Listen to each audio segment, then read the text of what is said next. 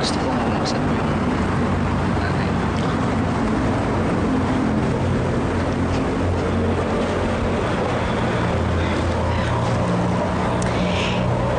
May gusto lang po akong sabihin.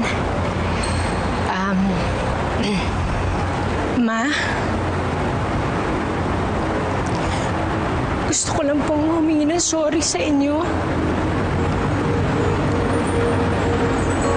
Dahil naging selfish ako.